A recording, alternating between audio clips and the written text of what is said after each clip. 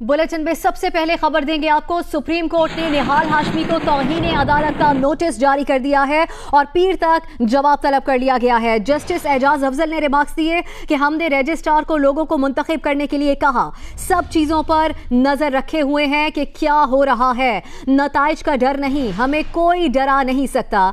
उन्होंने अपने रिमार्क्स में कहा कि हमने JIT को मुंतखब किया, हर चीज देख रहे हैं, बहुत सी चीजें बढ़ा चढ़ा कर पेश की जा रही हैं। जस्टिस अजमत ने निहाल हाशमी से सवाल किया कि क्या आपकी हुकूमत ने माफिया ज्वाइन कर लिया है?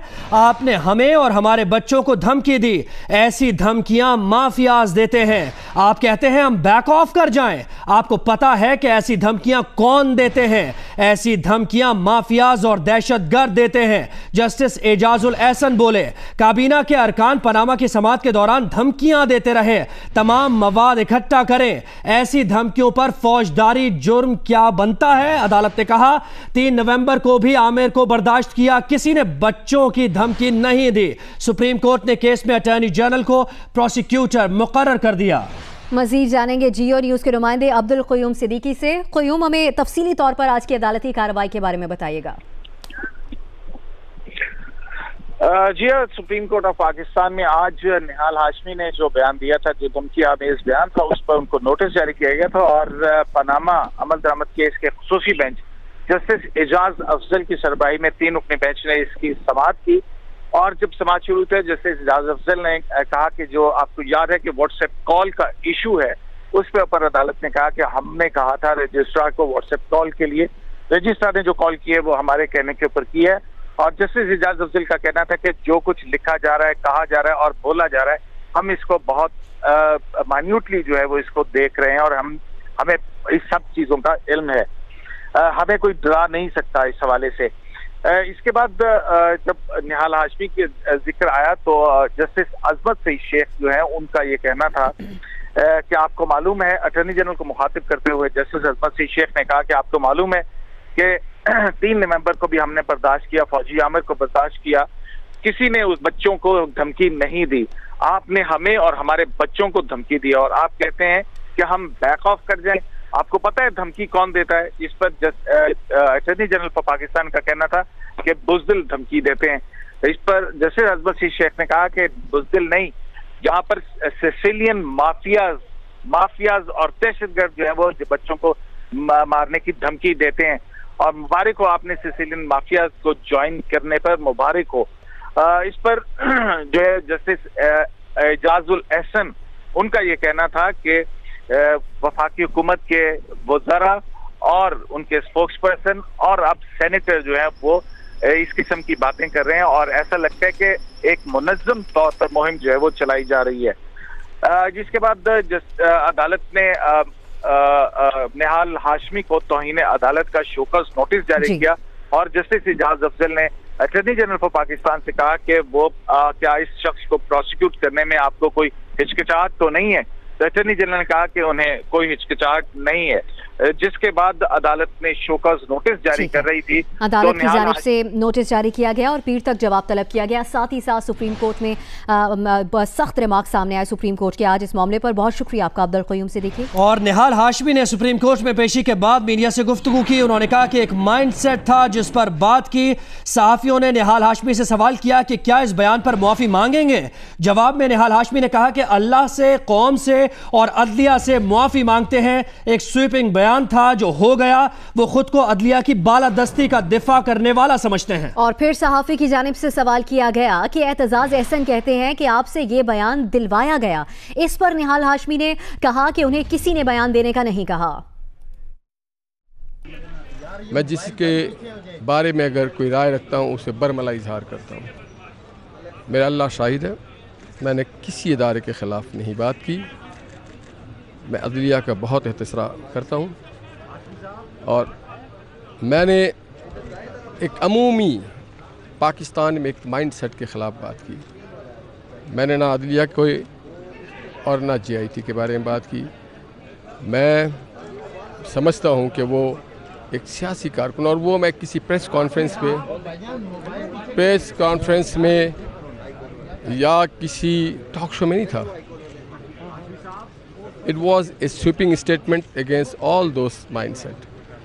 मैं समझता हूँ कि मैं सबसे बड़ा अदलिया के सुपरमेटी का चैम्पियन हूँ, डिफेंडर हूँ, और मैं हर इदारे के पाकिस्तान को मैं इस्तेहकाम देखना चाहता हूँ। मुझसे कोई बयान नहीं दिलवाया गया है, ये इस तरह की तोहमत नहीं लगानी चाहिए कभी किसी को। अल्लाह को जवाब दे, अल्लाह देख रहा है, तोहमत नहीं लगानी चाहिए।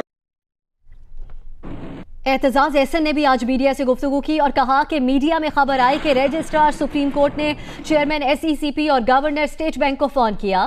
फोन पर मुख्तलिफ शख्सियात को JIT में नामजद करने के लिए कहा। एतजाज एहसन ने कहा कि बज़ाहिर ये इल्जाम सुप्रीम कोर्ट के रजिस्ट्रार पर है, लेकिन असल में ये इल्जाम सुप्रीम कोर्ट के जज साहिबान पर है। एतजाज एहसन ने यह भी कहा कि रजिस्ट्रार की मजाल नहीं कि वो ये काम कर सके। नवाज शरीफ की साजिश है कि वो JIT, बेंच और जजेस को मुतनाज़ बनाना चाहते हैं। मीडिया में एक खबर लगाई गई कि रजिस्ट्रार, सुप्रीम कोर्ट के रजिस्ट्रार ने SECP के सदर, चेयरमैन और स्टेट बैंक के गवर्नर को फोन करके कहा कि JIT के लिए फलां फलां नाम आप भेजें। अब ये इल्जाम बज़ाहिर सुप्रीम कोर्ट के रजिस्ट्रार पे है कि रजिस्ट्रार ने ये धांधली करने की कोशिश की। असल में ये इल्ज़ाम सुप्रीम कोर्ट के जज साहिबान पे है, क्योंकि रजिस्ट्रार की मजाल नहीं है। ये नवाज शरीफ ने खुद कराया है।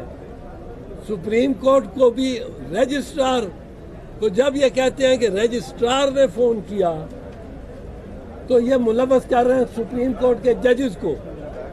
और मेरी ये तजवीज़ है कि सुप्रीम कोर्ट का एक फुल कोर्ट बेंच फौरन बनाया जाए, चीफ जस्टिस साहब बनाए और फुल कोर्ट हो। अब बात करेंगे पनामा केस से मुतालिक JIT इजलास की। वजीर आजम के साहबजादे हुसैन नवाज तीसरी बार आज JIT में पेश हुए। हुसैन नवाज से JIT ने 5 घंटे से ज्यादा देर तक तफ्तीश जारी रही। पेशी से काबिल गुफ्तगू करते हुए हुसैन नवाज ने कहा कि जितनी बार भी बुलाएंगे वो आएंगे। वजीर आजम नवाज शरीफ के साहबजादे हुसैन नवाज पनामा केस की तहकीकात करने वाली मुश्तरका तहकीकाती टीम के सामने तीसरी बार पेश हो गए। विफाकी जुडिशल अकेडमी पहुंचने पर हुसैन नवाज ने मीडिया से बातचीत में कहा कि मुशर्रफ दौर में जितने केसेस थे आज भी वही हैं, उन्हें जितनी मर्तबा बुलाएंगे वो आएंगे। ये तो आप उनसे पूछें कि उन्होंने मुझे किस लिए बुलाया, लेकिन जाहिर है कानून की पासदारी, वो जितनी दफा कहेंगे मैं आऊंगा। हुसैन नवाज का कहना था कि सियासतदान हमेशा से जवाब देते आए हैं, वो भी जवाब दे रहे हैं। मुझे मालूम नहीं है वैसे किस चीज़ की जो है यहाँ पूछगछ हो रही है।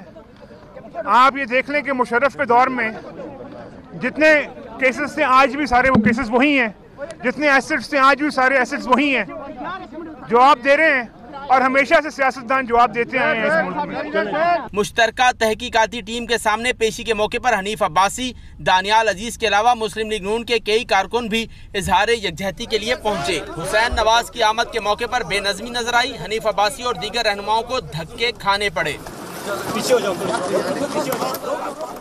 इस्लामाबाद के जुडिशल कॉम्प्लेक्स में JIT 5 घंटे से हुसैन नवाज से तफ्तीश कर रही है। ये JIT में हुसैन नवाज की तीसरी पेशी है।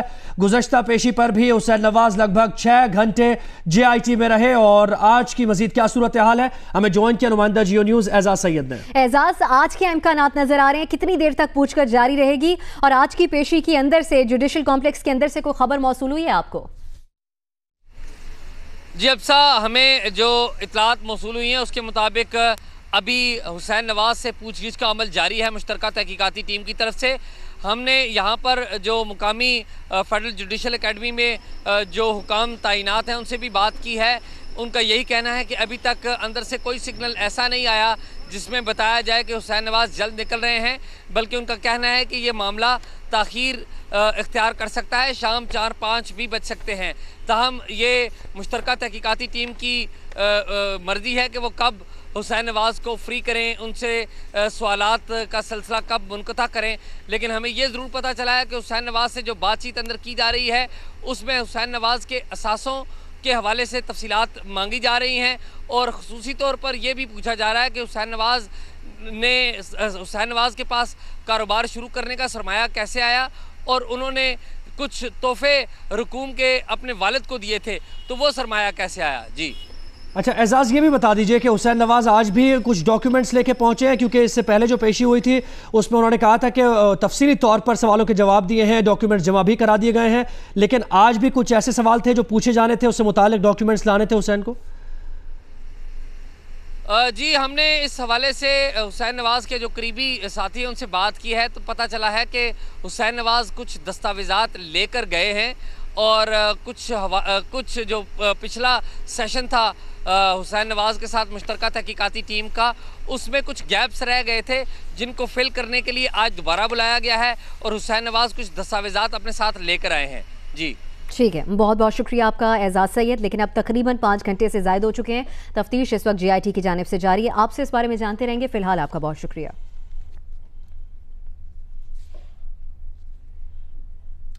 और पाकिस्तान तहरीक इंसाफ के चेयरमैन इमरान खान का कहना है कि जमायमा के पास अकाउंट्स की तफसील मिल गई है जो अदालत भेजी जाएंगी। उन्होंने कहा कि निहाल हाशमी का सिर्फ ड्रामा था, पहले भी ऐसा होता रहा है। उन्होंने कहा कि प्लान करके JIT को निशाना बनाया गया है। निहाल हाशमी की जगह जेल में है ताकि इबरतनाक सजा मिल सके। PTI चेयरमैन इमरान खान ने गुफ्तगू की है और कहा कि माफिया या खरीदता है या फिर इंतकामी कार्रवाई करता है। केस चल रहा है JIT का प्राइम मिनिस्टर के ऊपर, फाइनेंस मिनिस्टर के ऊपर, वो ऊपर बैठे हुए उनके नीचे जिन इदारों ने इनके ऊपर तहकीकात करनी है। ये दुनिया में कभी सुना है? एक ट्रेन का एक्सीडेंट होता है, वजीर रिजाइन कर देता है क्योंकि नीचे तहकीकात होगी, अगर वो ऊपर बैठा तो नहीं हो सकती। जब प्राइम मिनिस्टर भी जमा हुआ अपनी कुर्सी पे, फाइनेंस मिनिस्टर भी बैठा हुआ है, तो ऑपोजिशन अगर शोर नहीं मचाएगी तो क्या करेगी। PTI चेयरमैन इमरान खान एबटाबाद में मीडिया नुमाइंदों से गुफ्तगू कर रहे थे। मजीद जानेंगे जियो न्यूज़ के नुमाइंदे अबरार रशीद से। अबरार, मजीद क्या कहना था इमरान खान का और मजीद क्या तफसीलात हैं आपकी उनके इस दौरे की? जी आज तहरीक इंसाफ के चेयरमैन इमरान खान एबटाबाद में आए थे। एक ग्रेविटी वाटर स्कीम है, वाटर फ्लो स्कीम, उसके इफ्तिताह के लिए, लेकिन इस मौके पर उन्होंने सियासी बातें भी की। जब उनसे सवालात किए गए JIT के हवाले से, निहाल हाशमी के बयान के हवाले से और जमायमा खान के हवाले से, तो उन्होंने बताया कि जमायमा खान के जो बैंक की स्टेटमेंट्स हैं उसकी तफसीलात उन्हें मिल चुकी हैं और वो जल्द ही अदालत में उसको पेश कर देंगे। इसके अलावा उन्होंने कहा कि सेनेटर निहाल हाशमी ने जो बयान दिया है JIT के हवाले से, या धमकी आमेज जो बयान था, उन्होंने कहा कि ये मुस्लिम लीग नून का वतीरा रहा है कि वो अपने सेनेटर्स को या अपने पार्टी रहनुमाओं को इस्तेमाल करते हैं धमकी के लिए और बाद में उन्हें ओहदों से हटा देते हैं। उन्होंने इस हवाले से सेनेटर मुशाहिदुल्लाह का हवाला दिया कि उनसे भी एक बयान लिया गया और बाद में उनको उनकी वजारत से फारिग कर दिया गया। इमरान खान का यह भी कहना था कि नवाज शरीफ या उनकी जमात पहले तो जजों को खरीदने की कोशिश करती है और जबकि जज खरीद ना सके तो फिर जजों को धमकाया जाता है। इमरान खान का कहना है कि जमायमा के पास अकाउंट्स की तफसील मिल गई है और उन्होंने निहाल हाशमी को भी तनकीद का निशाना बनाया। बहुत शुक्रिया अबरार रशीद, आपने अपडेट किया।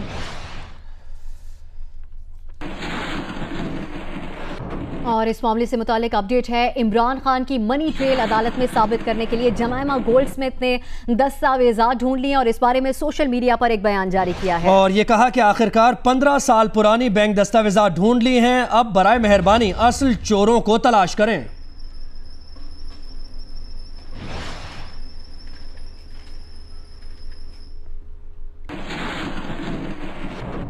आगे बढ़ेंगे और अहम खबर आपको देंगे। भारतीय deputy high commissioner JP Singh को दफ्तर खारजा तलब किया गया है और DG south Asia doctor Faisal ने एहतजाजी मिरासला JP सिंह के हवाले कर दिया। इस मिरासले में मजीद क्या कहा गया है जानेंगे जियो न्यूज़ के नुमाइंदा मोना खान से। मोना, कहिएगा JP सिंह की दफ्तर खारजा तलबी से मुताल्लिक क्या अपडेट्स हैं आपके पास?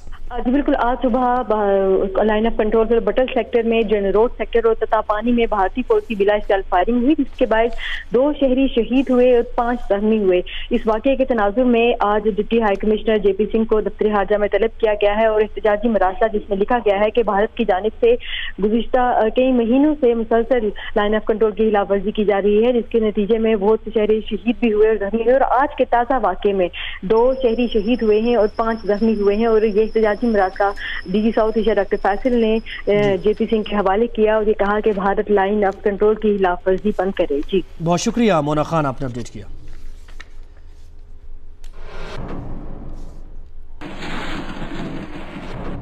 और अब खबर पाकिस्तान स्टॉक एक्सचेंज से, जहां आज मंदी के बादल छा गए। मंदी का रुझान देखा गया।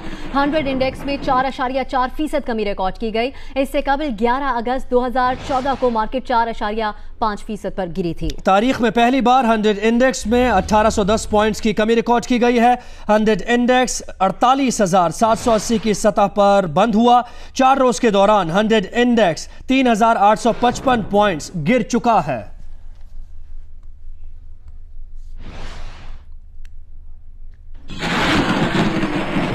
अभी आपको खबर देंगे, माउंट एवरेस्ट सर करने वाले कर्नल रिटायर्ड अब्दुल जवाद भट्टी वतन वापस पहुंच चुके हैं। उन्होंने गुफ्तगू में कहा है कि वो 1 हफ्ता काठमांडू अस्पताल में जेर इलाज रहे। रिवायती तौर पर हुकूमत एडवेंचर सपोर्ट में किसी की मदद नहीं करती, अपनी हिम्मत पर माउंट एवरेस्ट की चोटी सर की है। ये गुफ्तगू की है कर्नल रिटायर्ड अब्दुल जवाद भट्टी ने। उन्होंने कहा कि 1 हफ्ता वो काठमांडू में अस्पताल में जेर इलाज रहे। उन्होंने ये भी कहा कि पाकिस्तान की सरजमीन पर पहुंचकर फख्र महसूस कर रहा हूं। आलमी रिकॉर्ड है कि रात माउंट एवरेस्ट पर गुजारी वो लोग इमदाद के लिए आए जिनके बारे में सोच भी नहीं सकता था। अब्दुल जब्बार भट्टी ने यह भी कहा।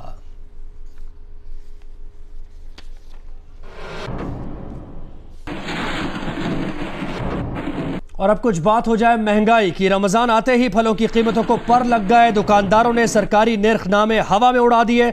इफ्तार में फ्रूट चाट के लिए फल खरीदना मुश्किल हो गया। और शहरियों ने अब अज खुद नोटिस ले लिया है इस मामले का। सोशल मीडिया पर जुम्मा, हफ्ता, इतवार 3 दिन फलों का बॉयकॉट करने की मुहिम जोरों शोर से जारी है। कमिश्नर कराची ने भी इस मुहिम की हिमायत करते हुए कहा है कि आवाम से हिस्सा लेने की अपील करते हैं।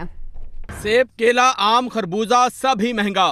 रमजान में इफ्तारी के लिए फ्रूट चाट बनाना मुश्किल हो गया।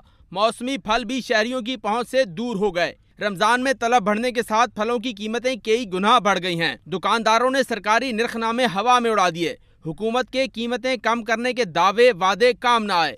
शहरियों ने आज खुद नोटिस ले लिया। मैं वादा कर रहा हूँ कि 3 दिन तक इस मुहिम के अंदर मैं शरीक हूँ और मैं कोई चीज़ नहीं खरीदूंगा। बड़ा सड़ेगा ना, जब पता लगेगा उन लोगों को भी और इन लोगों को भी। स्ट्राइक करें, क्योंकि जब तक हम लोग कोई स्टेप नहीं लेंगे तो हमारे मुल्क की तो हालत, अल्लाह माफ़ करे, चेक एंड बैलेंस सिस्टम तो कोई है नहीं। इस वक्त हम लोग हिस्सा लेंगे, बिल्कुल आवाम के साथ हैं। सोशल मीडिया को हथियार बनाकर फलों के बॉयकॉट की मुहिम का आगाज कर दिया।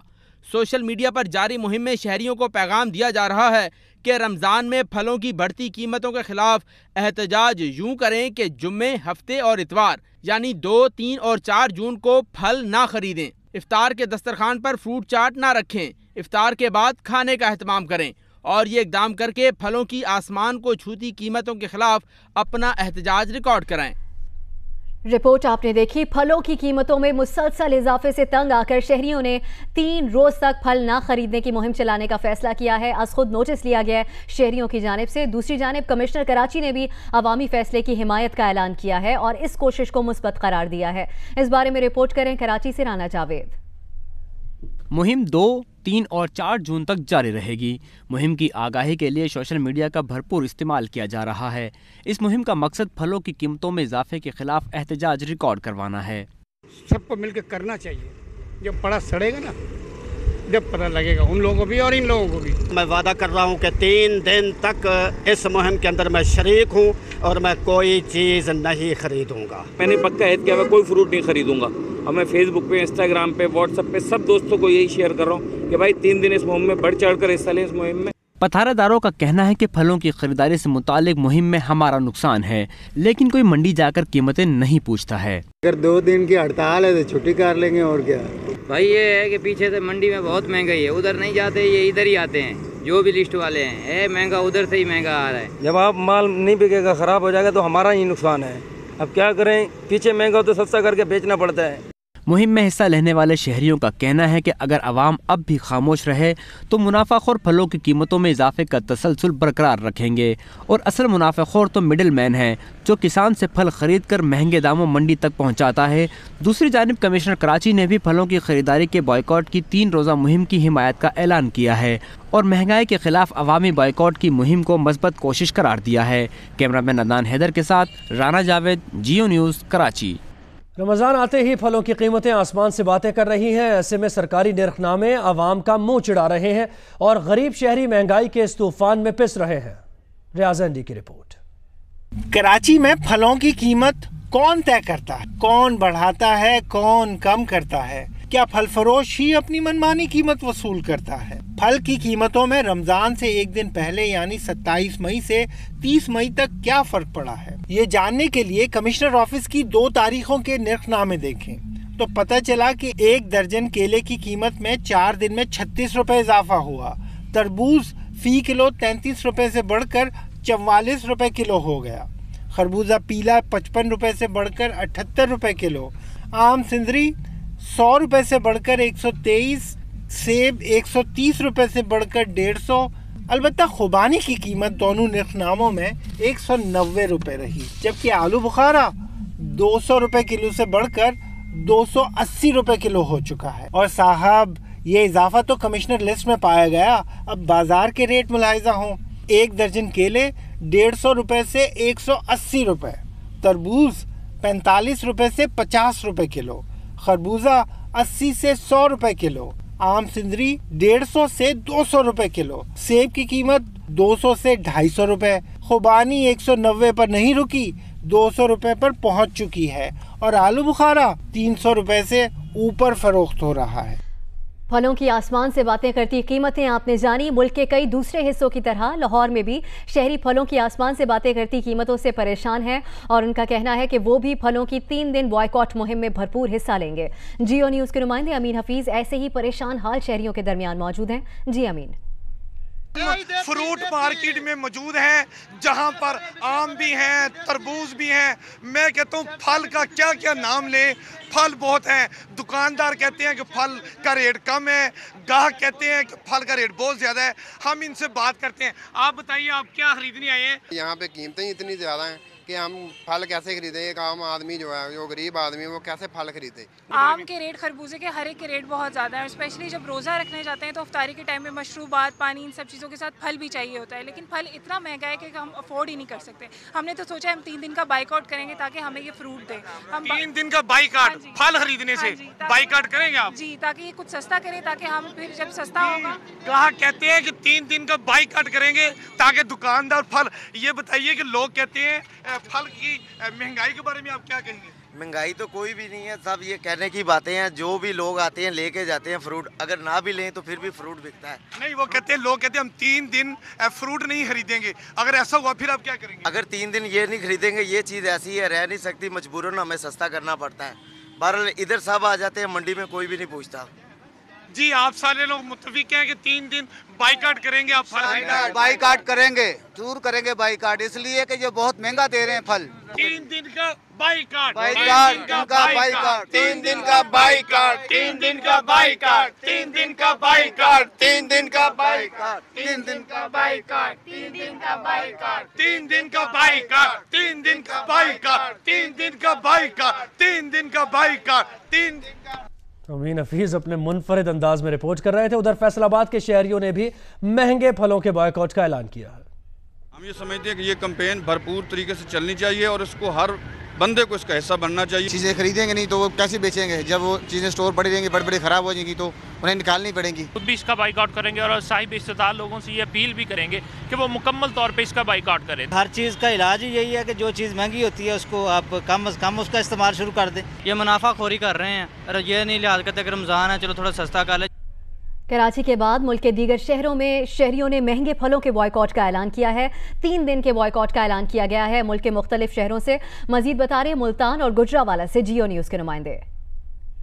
जी, कराची की तरह मुल्तान में भी जो सोशल मीडिया के ऊपर मैसेज चल रहे हैं मुख्तलिफ फलों के बाइकाट के हवाले से, जो 2 जून से 4 जून तक करने के हवाले से मैसेजेस जो है वो फॉरवर्ड किए जा रहे हैं। इस हवाले से जो शहरी हैं मुल्तान के, वो क्या कहते हैं? जब तक ये अगर चीज़ें सस्ती नहीं होती तो इसका बाइकआउट ही रहना चाहिए। जब हम 3 दिन तक जब हम नहीं खरीदेंगे, गलेंगे, सड़ेंगे तो खुद ब खुद ये सही करेंगे। जी, यहाँ पर जो शहरी है उनका कहना है कि सोशल मीडिया पर चलने वाले इस बाइकाट का बाकायदा तौर पर सही है एहतजाज करना चाहिए ताकि ये जो फलों की कीमतें हैं ये कम हो जाए। जी बिल्कुल, रमज़ानुल मुबारक जैसे मुक़द्दस महीने में फलों की कीमतें बढ़ाने वाले नाजायज़ मुनाफाखोरों को सबक सिखाने के लिए सोशल मीडिया पर फ्रूट के बाइकाट की जो कैंपेन चल रही है उसमें गुजरांवाला के शहरी भी खुसूसी दिलचस्पी ले रहे हैं। कानून वालों को उन्होंने रेट के काफ़ी ज़्यादा कर दिए, आम दिनों के लिए काफ़ी ज़्यादा, इसलिए हम 3 दिनों के लिए बाइकाट कर रहे हैं। ये लोग जो फल फरोश हैं ये ज़ख़ीराअंदोज़ी करके फलों के कीमतों को आसमानों पर ले जाते हैं। जी, आपने नौजवानों की बात सुनी, उनका कहना है कि सोशल मीडिया पर चलने वाली इस कैंपेन को अगर हम कामयाब बना दें तो रमज़ानुल मुबारक में फलों की कीमतें जो हैं वो नीचे आ सकती हैं, तो और अगर फलों की कीमतें नीचे आ जाएंगी तो गरीब आदमी भी रमज़ानुल मुबारक या दूसरे महीने में फल खा सकेगा। गुजरांवाला और मुल्तान के बाद रुख करते हैं पेशावर का, जहां तमाम तर हुकूमती दावों के बावजूद पेशावर में सब्जी और फलों की कीमतें कम ना हो सकी। ज़िला इंतज़ामिया छापे तो मार रही है लेकिन रोज़ादारों को कोई रिलीफ नहीं मिलता और वो महंगे दामों अशिया ज़रूरिया खरीदने पर मजबूर दिखाई देते हैं। आदिल परवेज़ की रिपोर्ट। पेशावर में सरकारी निर्खनामे पर अमल दरामद के दावे दरे के दरे रह गए। पेशावर में फल और सब्जियां सरकारी निर्खों से महंगी फरोख्त हो रही हैं। टमाटर का सरकारी निर्ख 32 रुपए किलो है, जबकि मार्केट में 50 से 60 रुपए किलोग्राम फरोख्त हो रहा है। दीगर सब्जियां भी सरकारी रेट से 5 से 10 रुपए महंगी हैं। जरा सस्ती कर दें, हम कहते हैं थोड़ा सब्जियाँ बहुत महंगी चल रही है। उस दिन मैं कचालू ले गया था, सरकारी रेट 30 है और इधर 120-150 में बिक रहा। फलों में आम सरकारी निर्ख से 50 रुपए, सेब 30 रुपए और दीगर फल भी 10 से 20 रुपए फी किलोग्राम महंगे बिक रहे हैं। फलों और सब्जियों का निर्खनामा तो रोजाना निकलता है लेकिन अमल दरामद होता नजर नहीं आता। सरकारी नरखनामे का जो रेट होता है मंडी में अशिया उनसे महंगी मिलती है। मिसाल के तौर पर जो सब्जी 1000 रुपए में कहते हैं वो मंडी से 2000 रुपए में मिलती है। ज़िले इंतजामिया ने रमजान शुरू होने से अब तक 150 से ज्यादा गराम फरोशों को गिरफ्तार किया, लेकिन महंगाई का जिन बोतल में बंद करने की कोशिशें कामयाब नहीं हो सकी। शहरी खरीदारी करते वक्त सरकारी रेट पूछना भी गवारा नहीं करते, जिसकी वजह से दुकानदार मनमाने रेट्स पर अशिया फरोख्त करते हैं। कैमरामैन शाहिद अहमद के साथ आदिल परवेज, जियो न्यूज़, पेशावर। और पार्लियामेंट के इस मुश्तरका इजलास से सदर मुमलिकत ममनून हुसैन ने खिताब किया। खित्ते के अमन व अमान की राह में सबसे बड़ी रुकावट उन्होंने भारत को करार दिया। भारत ने दहशतगर्दी और जासूसी से हालात ख़राब किए। सदर मुमलिकत ने अपने खिताब में ऐसा कहा। पार्लियामेंट के मुश्तरका इजलास से खिताब करते हुए सदर ममनून हुसैन का कहना था कि खित्ते के अमन व अमान की राह में सबसे बड़ी रुकावट भारत है। भारत ने दहशतगर्दी और जासूसी से हालात ख़राब किए हैं। भारत के साथ तमाम मसाइल बातचीत के जरिए हल किए जाएं, लेकिन मुझे अफसोस है कि इस सिलसिले में हमारी पुरखुलूस पेशकश का जवाब उसी जज्बे से नहीं दिया गया, बल्कि खित्ते में जासूसी और तखरीब कारी जैसी नापसंदीदा सरगर्मियों को फ़रोग़ देकर हालात ख़राब किए गए, जिसका सबूत पाक सरजमीन पर भारतीय जासूस की गिरफ्तारी और उसके एतराफ़ी बयान से मिलता है। सदर मुमलिकत का कहना था कि पाकिस्तान और भारत के दरमियान बुनियादी मसला जम्मू और कश्मीर है। भारत कश्मीरियों पर मजालिम ढा रहा है। भारत के जारहाना तर्ज अमल की सख्त मजम्मत करते हैं। पाकिस्तान और भारत के दरमियान बुनियादी इख्तलाफ जम्मू और कश्मीर का मसला है, जो तक़सीम बर्र सग़ीर का नामुकम्मल एजेंडा है। हमारे कश्मीरी भाई बहन और बेटे बेटियाँ अपने इस पैदाइशी हक़ के लिए सरापा एहतजाज हैं, जिन पर वहशियाना मजालिम जारी हैं। मसले कश्मीर का वाहिद हल अक़वाम मुत्तहिदा की करारदादों के तहत इस्तिस्वाब राय का इनकाद है। हम अपने कश्मीरी भाइयों की सियासी, सिफारती और अखलाकी हिमायत हमेशा जारी रखेंगे। सदर मुमलिकत का कहना था कि इख्तलाफ राय गैर फितरी नहीं, लेकिन ये खैर का बाइस होना चाहिए। इख्तलाफ राय से तरक्की का अमल नहीं रुकना चाहिए। इख्तलाफ राय का पैदा हो जाना गैर फितरी नहीं, लेकिन मैं तो ये समझता हूँ कि ऐसे मामलात में इख्तलाफ राय खैर व बरकत का ज़रिया बनता है और गलतियों की इस्लाह का रास्ता हमवार हो जाता है। इख्तलाफ राय को इंतशार में बदलने का रास्ता पूरी हिकमत के साथ बंद कर दिया जाए, ताकि कौमी तरक्की के अमल को मुतनाज़ा बनाने की हर कोशिश को नाकाम बनाया जा सके। सदर मुमलिकत ने कहा कि तरक्की के धारे में सबको शामिल किया जाना ज़रूरी है। बलोचिस्तान का एहसास महरूमी ख़त्म करने के इक़दाम जारी हैं। पीछे रह जाने वाले तबक़ात को तरक्की की दौड़ में शरीक करने के लिए फराग दिली के से कुछ इक़दाम ज़रूरी हैं। मेरी नज़र में बलोचिस्तान और फाटा को कौमी धारे में लाने के इक़दाम इसी अमल का हिस्सा हैं। सदर के खिताब पर अपोजिशन की जानिब से बॉयकॉट किया गया। ऐवान में नारेबाजी की गई। अपोजिशन के रवैये पर अपने रद्द-ए-अमल में वज़ीर आज़म मियां नवाज शरीफ ने कहा कि तमाशा लगाने वालों ने बस तमाशा ही लगाया, वो अपना काम करते रहेंगे। अपोजिशन के रवैये पर वही कहेंगे जो पूरी कौम कह रही है। तमाशा लगाने वालों ने तमाशा लगाया और जो अपने मिशन था हमारा वो जारी रहा। अपोजिशन के रवैये पे सर आप क्या कहेंगे? पीएम साहब, आपको लगता है कि ये आज रवैया था? तो वही कहेंगे जो बाकी पाकिस्तान का कौम वज़ीर आज़म साहब, आपको लगता है कि जमहूरियत 5 साल पूरे करेगी, हुकूमत ट्रांजिशन पुरअमन अंदाज में होगी? कहते हैं इंशाल्लाह। सदर के खिताब से बॉयकॉट के बाद अपोजिशन रहनुमाओं ने पार्लियामेंट हाउस के बाहर मीडिया नुमाइंदों से गुफ्तगू की। इस मौके पर निहाल हाशमी के बयान पर भी बात की गई। खुर्शीद शाह ने कहा कि हुकूमत ने इदारे को धमकी आमेज पैगाम देना था, वो दे दिया। शाह महमूद कुरैशी ने कहा कि नून लीग के सेनेटर ने अदलिया और JIT को धमकी दी। जमात इस्लामी के अमीर सिराजुल हक ने भी गुफ्तगू की। उन्होंने कहा कि आज सदर मुमलिकत के साथ जो हुआ वो हुकूमत ने खुद किया। सदर पार्लियामेंट के मुश्तरका इजलास से खिताब कर रहे थे और अपोजिशन बायकॉट कर रही थी। मीडिया से गुफ्तगू में खुर्शीद शाह ने सदर के खिताब को मुस्तरद कर दिया और कहा कि 1 साल से रियासत में इंतशार फैला है, जिस पर सदर को नजर रखकर बोलना चाहिए था। सदर ने फाटा इस्लाहात की तरफ भी तवज्जो नहीं दी। सदर ने झूठ बोला और गलत बयानी की कि हमारी एक्सपोर्ट में इजाफा हुआ है। खुर्शीद शाह ने निहाल हाशमी के बयान पर कहा कि हुकूमत ने इदारे को धमकी आमेज पैगाम देना था, वो दे दिया। हम समझते हैं कि हुकूमत ने अदारों को जो थ्रेट देना था वो दे दिया, मैसेज देना था वो दे दिया, जमीन तंग करने की बात की थी वो हो गई, उसके बच्चों को थ्रेट हो गई, उनको थ्रेट हो गई मुकम्मल तौर पे। अब दिखाने के लिए कि हम उनकी इस्तीफा ले रहे हैं, हम उनके ऊपर एक्शन ले रहे हैं, ये इस पे मैं समझता हूँ लोग इतने न अंधे हैं, न लूले हैं, न लंगड़े हैं। तहरीक इंसाफ के शाह महमूद कुरैशी ने कहा कि हुकूमत का अपोजिशन को बिलडोज करना जमहूरी कल्चर का फरोग है, न जमहूरियत की खिदमत। नून लीग के सेनेटर ने अदलिया पर हमला किया, JIT को धमकी दी। अगर आइन के इदारों पर हमला हो, जैसे कि मुस्लिम लीग नवाज के एक सेनेटर ने किया कि उन्होंने अदलिया पर हमला किया, अदलिया की तश्कील करदा JIT पर हमला किया, उन्होंने अफवाज पाकिस्तान के नुमाइंदगान जो JIT का हिस्सा हैं उन पर ज़मीन तंग करने की धमकी दी। ये वो 2 इदारे हैं जिनका आइन कहता है कि इन पर हमें तनकीद की हदूद व क़यूद है।